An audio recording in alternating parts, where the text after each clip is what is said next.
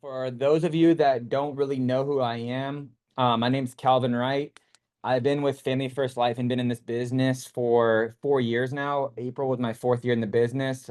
So seeing it change a little bit, haven't been in a crazy amount of time, but it has changed a lot since I have joined the life insurance industry.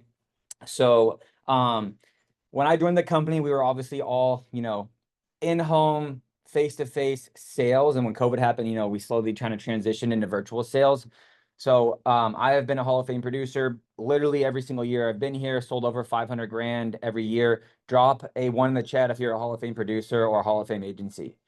Um, and the leads have definitely changed. Building has definitely changed. It's gotten a lot, in my opinion, a lot easier to grow a team and scale and build and sell at a high level because of the availability of leads, the lead cost, and the ability to recruit anywhere nowadays. Whenever I first got in this, basically you could only have so many agents in one location because of the amount of leads available, the amount of prospects available, and the cost per lead was a little bit high.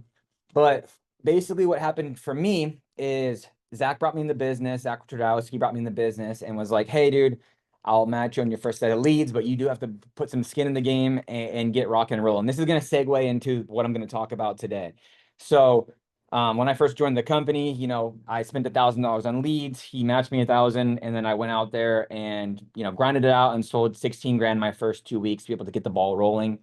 I quit my job that I had got out of the military, where I was making $60,000 a year, and went straight into insurance. Little did I know when I signed on with that company that was called Hormel Foods, I had to pay them back all the moving expenses is after I quit, if I wasn't there for more than 18 months. And that was like 25 grand I had to pay back. And I was kind of freaking out because I was like, I don't want to, quit and have all this debt. And I won't have enough money for leads and I want to move out of Minnesota. So all these things were going on. And what I quickly decided to do was with his help, I was like gonna go all in on leads, get into the business and quit and like pay them back like $1,000 or $2,000 a month until it was fully paid back. And that way they wouldn't, try to sue me or anything crazy. But to give you a perspective was that just because I had all these, difficult money situations going on, he wasn't just like, hey, here's some leads and, let me know when you need some help. It was like, hey, you need to get some skin in the game. And then I will also help you match with your level of work ethic and attitude, right? So with that being said, today I'm going to talk about how we went from just shy of $400,000 a month to now doing like 700 to $800,000 a month as a team, and doubled the amount of agents. So drop a two in the chat if you're building a team actively right now. So if you're building a team, everybody knows there's some things that can be difficult about building a team, and that's going to be, finding quality agents, having resources to be able to invest in your business, invest in your people, and then where to find new people actively. What I have found over the years of doing this has that if recruiting is the same thing as selling, if you don't have leads coming in or outgoing messages to create new leads to come in, it's going to be difficult to scale quickly and efficiently because you're not talking to enough people a day to be able to recruit at a high level. I think that like 1 in 10 people that you hire in the business will actually be a top producer. And so with that, metric, I be able to backwards plan my months. So I made this goal like a few years back, and I've actually got serious about it now, which was I want to be at a million a month by the end of the year. And I just kept saying that and saying that and saying that, and I didn't really have any call to action on how to truly figure out how to get there. I saw everybody else, my peers, mentors, and other people I worked with in the business, like go from 300 grand, 150 grand to $1 million a month quickly, and I was like, I don't get it. Like, what's going on? What am I doing wrong? Where am I failing? And where I figured out that where I was failing was I wasn't treating recruiting like I was treating selling. I was always investing $2,000 a week in leads. I was always talking to new prospects. I was always selling 10 to 15 grand a week. And I had it kind of figured out to where it was on autopilot. I would do it, wake up, asleep with my eyes closed. I had it down, right? And that's the easy part to figure out. To get to selling is not incredibly challenging for most people, as long as you have the right systems and processes in place, which is really just leads, activity, and marketing. Now, you have to take that entire piece of selling and re-implement that into your recruiting business, which is basically like incoming leads coming in, or if you're the kind of person that has outgoing DMs going out, at some point in time, you have to put some money towards recruiting, unless you're just that good at just recruiting, going to Olive Garden and going out to eat and your Uber drivers and all these kind of things. So if you're not good at at doing that stuff, like I am not good at just talking to the waiter or the Uber driver and trying to like cold recruit them. Personally, I'm just like, that's my personal time. So I'm like, I'm not really, trying to do that. So I had to figure out an alternative method to do that. And we were doing Indeed ads or ZipRecruiter ads. We had outbound DMs going on. We had all kinds of different things going on. And a little bit of a lot works, but it didn't work.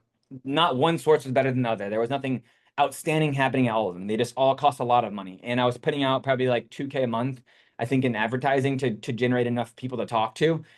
And I went through times where I had a recruiter and didn't have a recruiter. And both do work, but what I found best was like just marketing myself. So spending money on Instagram, people to get people to talk to me, to people to want to join my team or get into the life insurance industry. And at first it was quite uncomfortable because I used to post,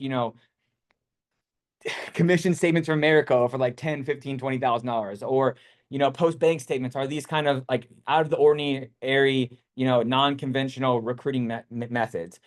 And so what I found worked the best for me was just like posting a simple story about the business or explaining how leads work, or just educational videos about the life insurance industry. That wasn't a guarantee that someone's going to get rich quick, but it also wasn't a guarantee that it was going to be super easy. It was like, hey, this is really hard. Sales is hard. This is what it looks like if you do, if you put X, Y, and Z in, and then DM me for more information. And then I would just put money behind that to generate new recruits.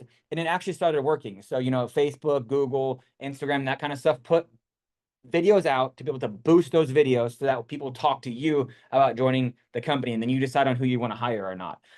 And then the second piece to that, or there's, a few additional pieces of that, was like, how do I get my managers to do it? And then how do we convert those people that get into the business? So like I said earlier in the call, is that we went up and down. We had a little bit of roller coaster the last few years, but we're really stable and, on a very well trajectory, is because my growth was trying to beat more than 10% per year, which I think is probably like the minimum someone would want to grow. And we're almost like doubling like every quarter now. But basically, from going from 40 riders at just shy of 400 grand a month to going to 700 to $800,000 a month with 80 to 100 riders per month was not that crazy of a shift as you would think. It mostly came down to lead flow for the agents, and then also having the managers do the same thing that you're doing. So my first few years in the business, drop a 3 in the chat if you heard find your starting 5. I took forever to find my starting 5. Way longer than it should have. I was the one doing everything for the business, trying to get everyone else to do it, and trying to get the managers to replicate what I was doing. And it was with selling and recruiting. I was always at the top of the leaderboard. I was always the one bringing the most recruits. I was always the only one really growing. And what I failed was like, how I was like, hey, do all this stuff, but there was nothing to measure it. There's nothing to track it. There was they weren't seeing the same results I was seeing. So we broke it down real simple. Hey, spend $15 a day on advertising for recruiting, continue to sell at a high level, continue to, do all the stuff that we know as top producers to do, which is, $2,000 a week in leads, 10 to 15K a submit, 400 plus per year, right? Get your red jacket. Now, whenever I find a couple people that are selling at a high level to have that money reinvest in their business. So you get those people selling 20 to 40 grand a month, capture some of that income and reinvest it into recruiting if that's what they want to do, and let it run for an extended period of time. I'm like, hey, you're not going to see immediate results. It's just like starting something new. It takes 90 days to measure that goal. You have to hire that person. They have to get through getting their passing their exam and getting their license. They have to go through contracting. They have to go through training. They have to be able to sell their first couple of policies, and then it has to show up in the IP report. So I'm like, anything, when you hire someone, you don't see a direct reflection of that hard work that you put into getting them trained and getting them hired for like 60 days. So you need to do something for an extended period of time and have that buildup of growth. If you see it overnight, maybe something is going wrong, or you just found someone that's really good at this, which is awesome. I'm super happy for you. But now the piece of starting someone new in the business to where they can become a Hall of Fame producer or selling consistently 20 to 30 grand a month. That was our biggest struggle. Our average agent was only selling when we went from 400 grand to 800 grand.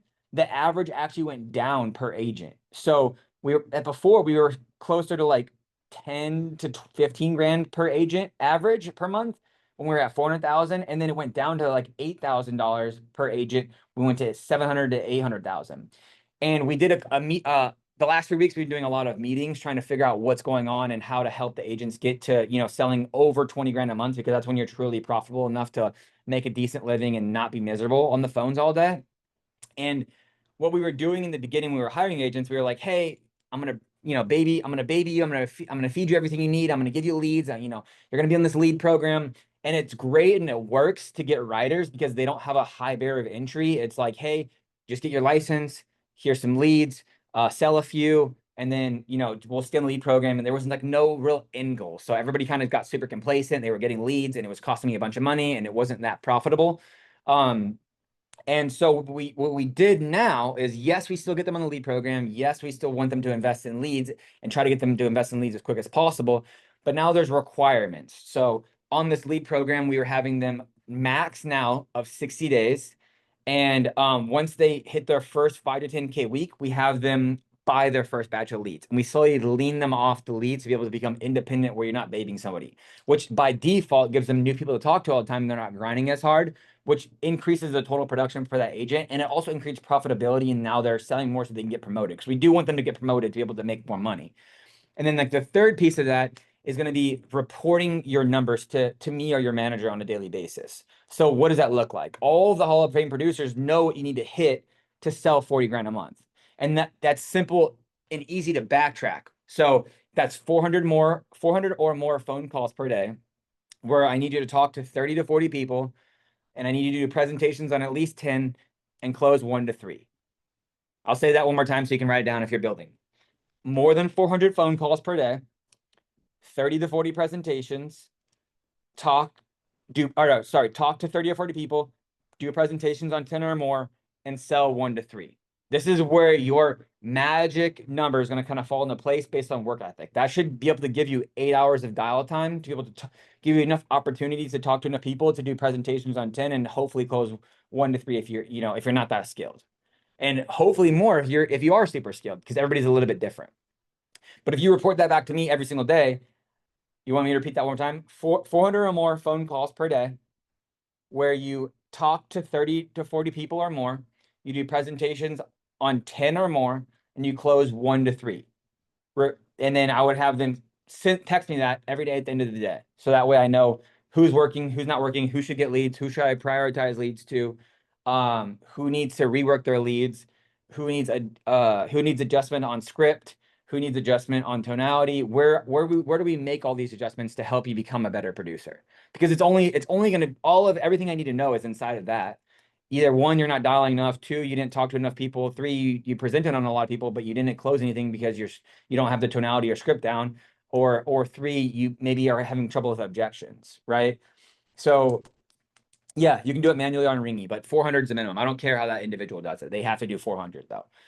And then now with setting the timeline to get to 60 days or less to get on your own leads has been huge for the growth and the average per agent to go up, because now the average agent's doing more than 15 grand a month because they started buying leads. As soon as someone starts buying leads, their production's immediately going to go up, because now we got all the practice reps, we got all the hard stuff, kinks worked out during the lead program. They built belief in themselves to be able to purchase leads, and they reinvested the money they earned from the lead program to be able to purchase leads.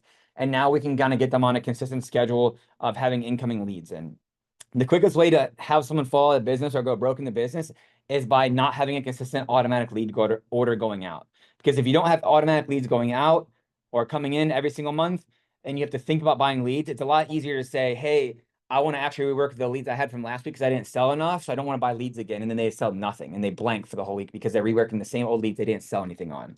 So if you're building at a high level, or if you have agents that are on your team that are maybe struggling or inconsistent, I would probably tell you to investigate this. And what I would probably assume that you might find would be that they are not consistently buying leads at a high level or buying leads at all whatsoever. They buy a leads 1 week and then they don't buy it the next week and they buy it the next week. And they're kind of just going through this roller coaster of not having consistent lead flow, which makes them super inconsistent, which is going to affect their profitability and make them more volatile to quit and fall out of business because they have chargebacks and don't want to buy new leads.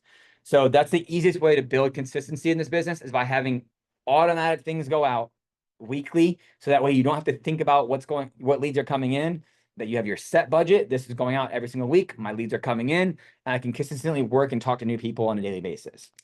And if you can re-implement that same exact deal into recruiting, it becomes the same and as efficient as what you're doing when you're selling. So now all of my marketing going out for recruiting is literally the same. It's automatic. I don't got to think about it. And what's happening is all the marketing is going out. People are viewing the videos, they're clicking on it. And then I have an automated system that replies to the people that are coming in my DMs, sends them a calendar link. They book on my calendar. I call them and I talk to them for 5 to 10 minutes, no more than 10 minutes. I don't want to spend more than 10 minutes on a recruiting call because I can't help someone make any money until they have their insurance license. And I say, hey, you have 7 days to do your exam and get your insurance license. And then we will go through everything once you get your license.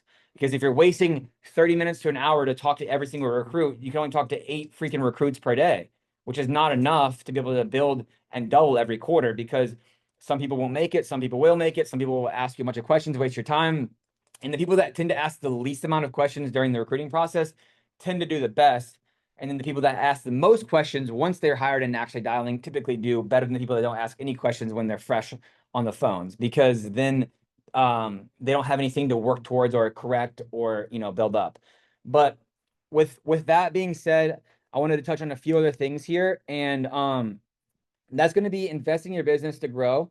So tie that back into your lead flow, right? For your leads for your agents and the leads for recruiting, is that if you don't invest any money into your business, then you're not going to have, your business is going to run dry, right? So that's why it's so important to sell at a high level first to build your business. Because if I never sold anything and I didn't have any money to reinvest in my business to put back into, advertising and marketing, then I'm not going to have anybody new to talk to, right? And Brandon, real quick here.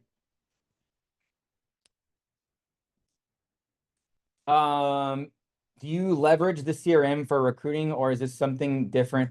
So I'm not really too sure what you mean by that, but like when I'm talking about the ins and outs of the business for my recruiting calls, the CRM and the leads is not the primary source of what I'm trying to build this up on or build a rapport on. What I'm trying to get out of the way early during my recruiting calls is going to be, hey, are you want to do this full-time or part-time? What can you commit to? If you're part-time, I kind of just pass on those people because the success rate's very low.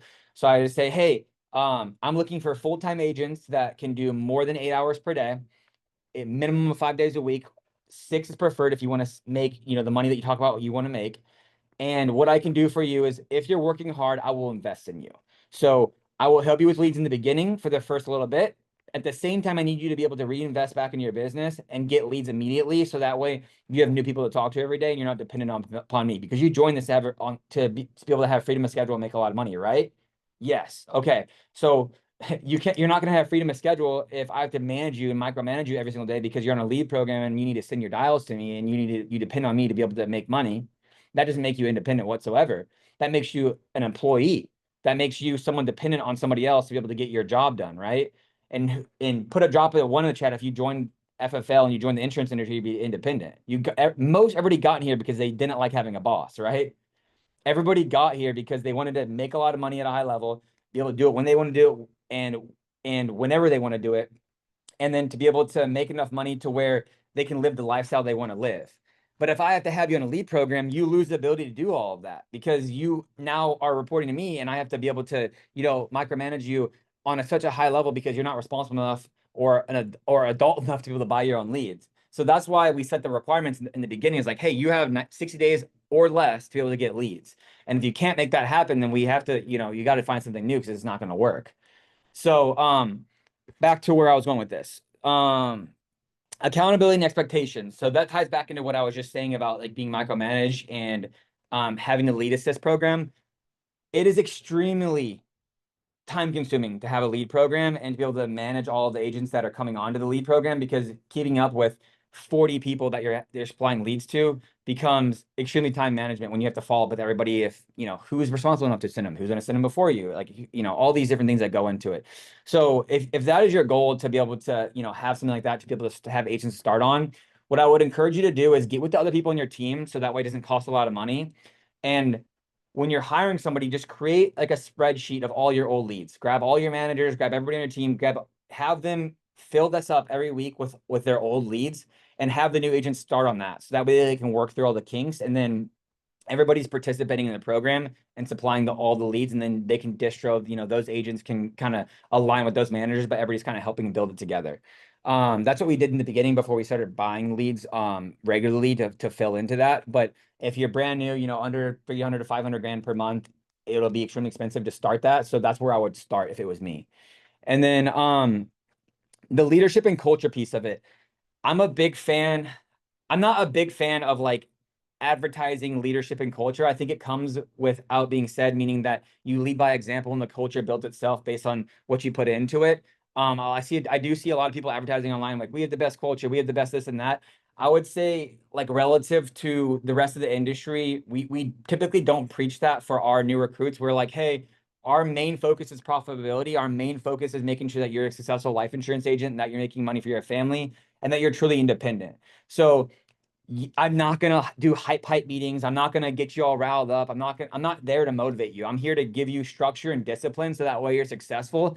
And it might seem dry, and it might seem rude, and I might be like off-putting to you in the beginning, but the only reason I'm doing it like this is because I know it works, and I'm not here for the fluff. I'm here to show you how to be profitable. Like, when I got into the business, just to give you some perspective, Zach was like, hey dude, buy leads, call people, set appointments, and go to their house and let me know, right? And so he literally, I bought my leads, I started calling, I went to the house, I called him, and I was like, hey dude, I'm at the house, like, what do I do? And he was like, what do you mean, what do you do? And he's like, I was like, you guys didn't tell me, like, what the hell do I do? And he's like, well, log into the carrier and, you know, get him a policy. And I was like, where's the carriers? Where do I log in? And so it just gives you the perspective, like, keep it simple, do the activities that get you to the house or get you on the phone or get you to the quote and get you to the application, and then worry about the small little stuff later, because all the product knowledge, all the logins, all that stuff is kind of like irrelevant to getting all the way to the quote process, because the product and the explanation of the quote and all that stuff doesn't really tie into like why they're buying life insurance whatsoever. So if you're a manager and you're spending a lot of time with new agents explaining like the product and the logins, all that stuff, just record yourself doing a few videos, put it on YouTube or whatever. Be like, hey, watch these. Let me know when you're good, and let's get on the phone and start dialing and like send me your numbers, right? I have about 3 minutes left. I did want to open it up for any questions that anybody had. If you want to drop whatever questions you had, and then we'll kind of end it at that, because we're coming up on 30 minutes here. If we don't got no questions, I'd be more than happy to end early if nobody's got any questions. Home versus office. Right now, we only hire in office. We only run local ads to hire in office. That way we can get a good grip of where everybody's at, help sell them. It's a lot quicker process unless someone has prior sales experience. So if you have an office, I would highly encourage you to get to that office, even if you're not on that person's team. Pay them rent, whatever you can do to get an office. It's going to be extremely helpful for building your business, because it does allow you to have some rapport. So like sometimes if we have someone that has a lot of sales experience, you know, reach out to us. I'll just be like, hey, come to the office. Like, I talked to him for a couple minutes on the phone. Hey, come to the office. We'll talk here. They see everybody else selling, making money, 18-year-olds, 40, 50-year-olds on here, like selling. And then it's like, okay, this makes sense, you know, whatever. Lead assist. So that's just like, that's what I was saying in the beginning, is you can either run your own marketing towards it, or I would just get with your managers and just pull up all your old leads together on a spreadsheet, and then invite all the agents to that spreadsheet to start your lead assist program. What percentage of your office, what percent of your team comes from in-office agents? I think about, actively right now, we're like probably around 35%. Before we had an office, we were 100% virtual. So all of those people, you know, were existing hires. But I would say as of right now, we're only hiring in an office. And I would say 30 to 40% maybe of the team is in Austin, Texas right now. And we're trying to mostly focus on that piece, because it is extremely more, it's just easier to manage. It's easier to get everybody together, and we do all the morning meetings together. So it's a lot more fun. Our office is in Austin, Texas. Great question, John. IUL versus FE. I have sold every lead type, I've tried them all, sold Hall of Fame on all of them. I personally defaulted back to final expense leads just because it pays quick, it's simple. There's no back end work on it or like you're not replying back and forth to the carriers. It's just a lot easier to get someone new on, especially if they have a hard time understanding or learning something new, like an IUL. We just default to final expense to start with, just because it's easy and simple. Um, what would you say helped you become the most profitable? I would say keeping to the standard of hiring people at 80 to 90% comp or whatever, your guys' organization decides. People try to negotiate comp with me on the phone sometimes, and I'm just like, no, like prove it if you're that good, right? So I would say stick with what the company recommends, which is 80%, starting everybody at 80% comp without proof of production, because that's going to allow you to build spread in your business in the beginning to be able to have money to reinvest back in the business. It also pays you back for your time to teach someone how to sell life insurance. So that's where I would start with that. And then always hire directs. Never stop hiring direct. No matter how big your business gets, Zach told me never stop hiring direct. So, and to max your bonus out, you need like 30 anyways. Um, Yes, great question, Heather. I have been there many times before. Whenever you're at 100,000 and feel stagnant, what I would tell you is stop focusing. When you're at 100,000, it's easy to get complacent and focusing on what you have and trying to get the people that are, selling 10, 15, even 5 grand a month to try to get them to sell 20 or 30 grand a month. If they're not willing to make change or do that, what I would encourage you to do is just find new people to work with. Once you find new people to work with and you hire new directs and you are bringing new people in the business, those people that have been in your business for a while that are maybe complacent or stuck at a certain level get a little jealous and they'll be like, oh, who's this new person here? Who is this person? Like what's Calvin doing? Who's he up to? Who's he talking to? Who's this new person in the office? And why are they like we hired this dude 2 weeks ago, his name's Jonathan, sold 16K in his first 2 weeks. And we had another person that started at the same time as him that sold three. And they were there at the same time, same day, every day, had the same leads, and it kind of just creates friendly competition when you have that happen. And then the people that were been here for 90 days or whatever, that are buying their own leads that are barely 7-10 grand a month or whatever, they get a little jealous and they start selling a little bit more too. So it keeps a friendly competition going, but never focus in your bottom 50% of people. Only focus on like the top 10% of people, which will help build your growth and get you out of that like stagnant zone of being around 100 150 a month.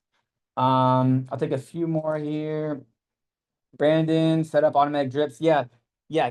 Always set up automatic drips. The max the CRM will let you do. That will keep everybody engaged and booking in your schedule.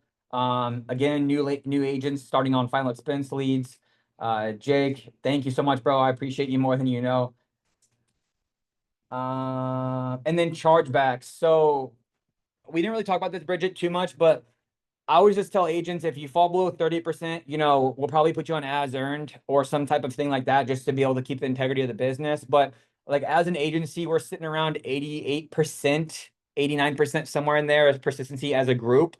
So I would encourage everybody to just shoot for more than 85% persistency just because it does keep you a lot more profitable. And I will say this too, and we'll end on this, is that going from in-home to virtual, my persistency went up like 20%.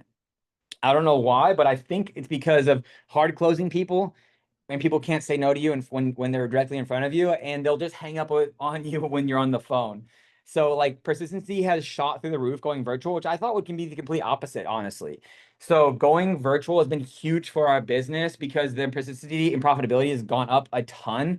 So I don't think the lead type necessarily matters too much in persistency as long as you do good training for your agents, they're selling properly and everything's legally done and documented, and you're doing everything properly as trained. So I think if you're doing all of the right things that we preach and put out as a company, I don't think that should be a problem unless you start going south, right? And then let's see here. We'll do one more and then we'll kind of end it here. Yeah, Jose. So great question. So what if you were focused on so what I would tell you, dude, is literally the worst thing you can do is focus on the bottom, half of your business, the people that are just kind of like breezing by, doing the minimums, or just barely getting by. Because if they've been here long, especially if they've been here for an extended period of time, if someone's been here for more than 90 days, they hear all the training, they know all the right things to do, they're constantly, it's in their ear, they know what to do, but they haven't changed anything. There's no point of spending a lot of time on them to get to do more because they'll come around when they're ready. Everybody comes around at a different time, and everybody comes ready to build and sell at a different time in a different season in their life. Like from 400, from 150 to 350 was by far my hardest growth period. It took me like literally 24 months to do that. And I think it was because had like a salty taste in my mouth. I had a big fat roll up of like 150 grand. I wanted to get that paid off. I wasn't hiring direct. I wasn't doing all the right things. So I felt like I was just mad at myself and I wasn't really doing anything about it.